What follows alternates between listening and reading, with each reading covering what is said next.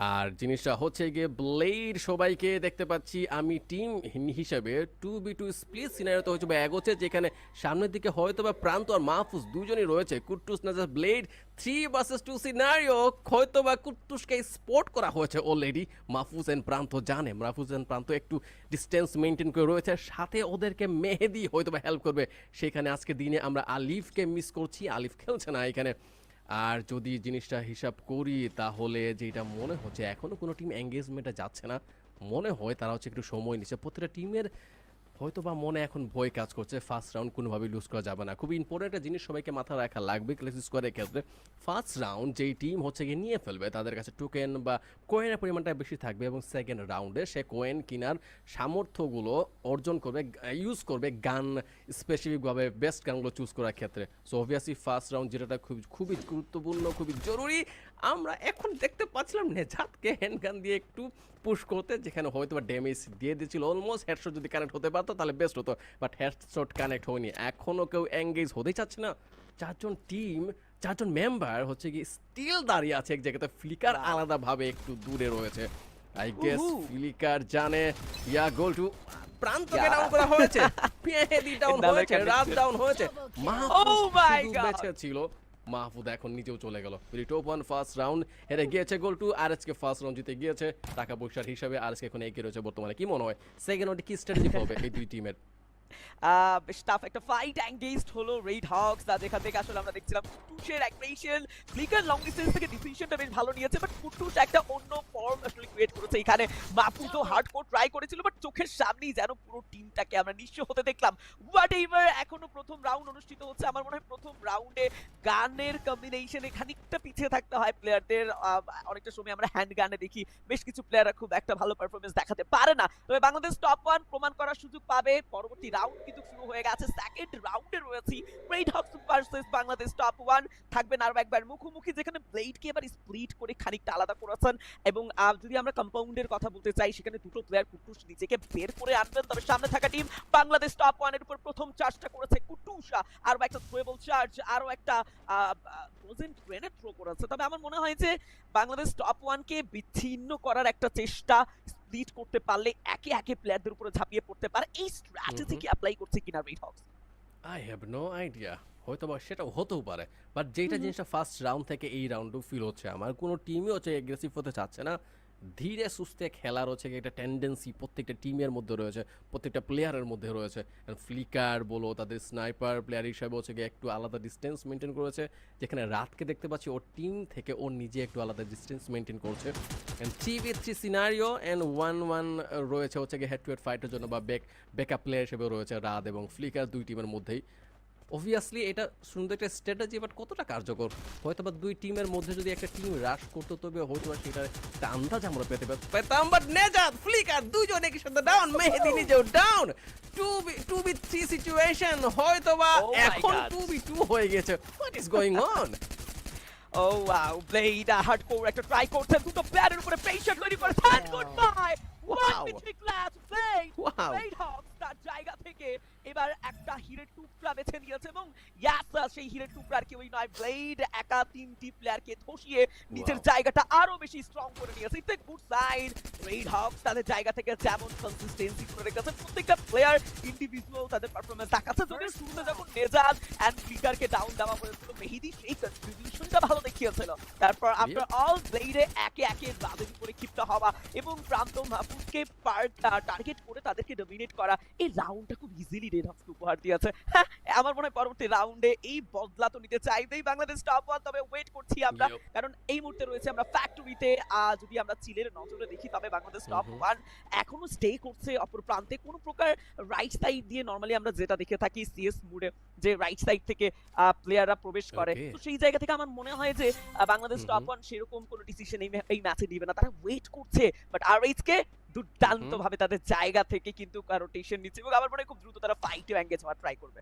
Yup, let's see. বাস দুটো round শেষ হয়েছে, দুটো রাউন্ডে রেড হক হচ্ছে বুইয়া কনফার্ম করতে পেরেছে নিজেদের জন্য, দুইটা রাউন্ড জিতে গিয়েছে ওরা। সেকেন্ড থার্ড রাউন্ড এটা, এখন যেই হিসাবটা হচ্ছে আমার মাথায় ঘুরপাক খাচ্ছে সেটা হচ্ছে দুই টিমের মধ্যে গানের হিসাবে কোন টিম এগিয়ে রয়েছে।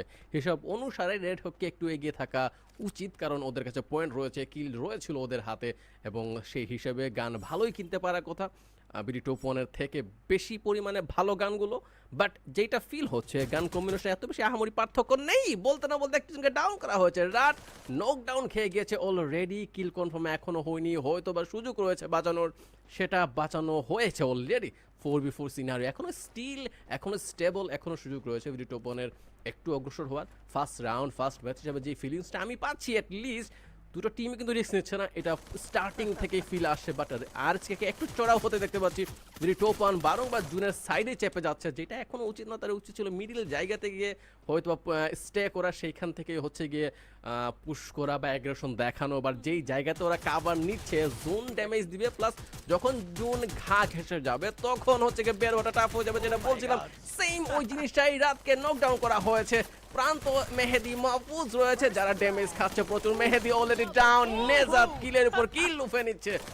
Wow, exactly wow, and Blade আর নেজাদ কুটুস ফ্লিকারের জ্যাক অনন্য মাত্রার পারফরম্যান্স আমরা পাচ্ছি। রেড হকস যেন ছেড়ে দিতে চায় না, আর একবার ওয়ান সাইডেড ডমিনেশন দেখতে পাচ্ছিলাম রেড হকস যেন কোনো রাউন্ডই হাতছাড়া করছে না। তবে এই যে শুরুতেই এমপি5 দিয়ে প্রথম চার্জটা বের করা, সামেন্ডারকে ডাউন করা, দেন একে একে ব্লেডের লং ডিস্টেন্স থেকে জুম ইন জুম আউট, নেজাদের কানেকশন P90 দিয়ে জাস্ট অসাধারণ একটা মাত্রা তো যুক্ত করেছে আজকের দিনে। এবং সবথেকে মজার বিষয় ইলিসমিস ভাই যে লাইক তিনটি রাউন্ড ব্যাক টু ব্যাক কিন্তু রেড হকস কনকিউর করে নিল নিজেদের জায়গা থেকে সিকিউর করে নিয়েছে। So that means Bangladesh top one কে এবার ভাবতে হবে নতুন স্ট্র্যাটেজি কি তারা আদৌ কালেক্ট করবে কিনা, নতুন স্ট্র্যাটেজি ওয়াইজ আগাবে কিনা, কারণ সেম স্ট্র্যাটেজিতে কিন্তু বারংবার প্রেসার ফেস করতে হচ্ছে। যদিও আমার মতে প্রথম দুটো তিনটি ম্যাচ প্রেসার ফেস করা খুবই স্বাভাবিক, যেহেতু প্রথম রাউন্ডটি আসলে বাংলাদেশ টপ ওয়ানের হাত থেকে বের হয়ে গেছে, পরবর্তী রাউন্ডে নতুন গান কম্বিনেশন নিয়েও সেভাবে পেরে উঠতে পারেনি। আমার মনে হয় তাহলে আরো একটা ম্যাচ আমরা দেখলে হয়তো বুঝতে পারবো যে আসলে সিনারিওটা কি, ফাইটটা কিভাবে এঙ্গেজড হচ্ছে। যদিও এবার মেহেদিকে আর্লি স্টেজে বেশ অনেকটা ড্যামেজ দিয়েছে টপ ওয়ান মেহেদি, ভাবছেন তবে স্নাইপার হাতে এবার আপার গ্রাউন্ডে ব্লেড থাকবে, শর্ট রেঞ্জে ফ্লিকার চমৎকার একটা কানেকশন বিল্ড আপ করেছেন লং ডিসটেন্স থেকে, আর একবার ফ্লিকার তার চার্জ আউট দেখাচ্ছেন। স্নাইপার হাতে ফ্লিকারকে আজকে নতুন দেখছি না, তবে ইটস ট্রু সিএস মোডে স্নাইপার দিয়ে রাজত্ব করাটা খানিক আমার যেটা মনে হচ্ছে আজকে দিনে বিডি টপ ওয়ান এখনো স্টিল স্ট্রাগল করে চলেছে, এখনো গেমটা গুছানো হয়নি। কুটুসকে নোট করতে পেরেছে মাহফুজ, আই গেস কিলটা চলে আসবে, কিল চলে গিয়েছে। আর যদি বলি একই জায়গাতে যে থাকার যে টেন্ডেন্সি, এইটা বোধ একটু চেঞ্জ করে ফেলা উচিত, না হলে হচ্ছে গ্রেনেড হামলা যদি হয় তাহলে তিনজনই একসাথে ড্যামেজ খাবে, যেটা হচ্ছে কি খুবই খারাপ হবে। বিডি টপ ওয়ান চাইবে না যে এই ম্যাচটাও এই রাউন্ডটাও তাদের হাত থেকে হাতছাড়া হয়ে যাক। 3v3 সিনারিওতে রয়েছে ব্লেড, নেজাত, ফ্লিকার স্টিল অ্যালাইভ, প্রান্ত, মেহেদি, মাহফুজ স্টিল অ্যালাইভ। সো এখনও চান্স রয়েছে দুই টিমেরই বুয়াটা কনফার্ম করা বা এই রাউন্ডটা নিজের খাতায় লিখে নেয়ার।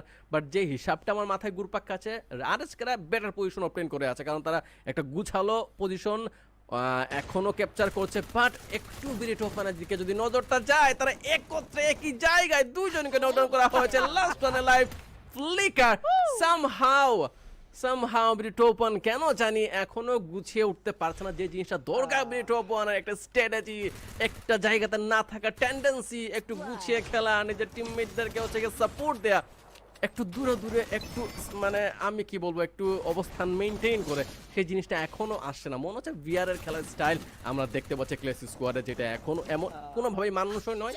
উচিত স্ট্র্যাটেজিটা ক্লাসিক স্কোয়াডের মতো করেই সাজানো। কি মনে হয় গোল্টু? এক্স্যাক্টলি, যদিও প্রিভিয়াস রাউন্ডটিতে মাহফুজ শুরুটা তো করেছিল ভালো, বাট সেই কনসিস্টেন্সিটা ধরে রাখতে পারেনি।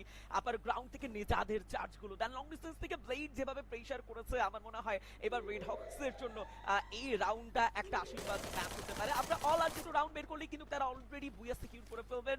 তো পরবর্তী দুটো রাউন্ড বাংলাদেশ টপ ওয়ানের জন্য বেশ ক্রিটিক্যাল, তাদেরকে বুঝে শুনে স্টেপগুলো নিতেই হবে, আর একটি রাউন্ডও যেন হাতছাড়া না হয়ে যায় সেই ব্যাপারে তো মনোযোগী হতেই হবে। আফটার অল রেড হকস এগিয়ে যাচ্ছেন, তবে এইবার খানিকটা সারাউন্ডিং রোটেশন নিবেন, তারা কোনো প্রকার ফ্রন্ট ফেজে ফাইটে যাচ্ছেন না। কুটুস, নেজাদা এবং প্রত্যেকটা প্লেয়ারের দিকে যদি একটু লক্ষ্য করি, তবে তিনটি প্লেয়ারকে আমরা একত্রিত দেখতে পাচ্ছিলাম, যে কোনো সময় ফাইটে তারা প্রবেশ করবেন। অলরেডি হয়তো টার্গেট করে নিয়েছেন লং ডিস্টেন্স থেকে খানিকটা চার্জ প্রোভাইডের চেষ্টা, ম্যাক্স আমেরের ইউজেস দেখা যাচ্ছে, বাট এখন পর্যন্ত কোনো প্লেয়ারের গায়ে তেমন কোনো ড্যামেজ কানেক্ট হয়নি। তবে ইয়াস, বাংলাদেশ টপ 1 তাদের জায়গা থেকে খুব ভালো ডিফেন্স করছে। এই মুহূর্তে অ্যাটাকিং মোডে খুব একটা না থাকলেও তাদেরকে ডিফেন্সিভ মোডে কিন্তু দেখাই যাচ্ছে। আমার মনে হয় ডিফেন্সিভ মোডটা এখন তাদের প্রয়োজন।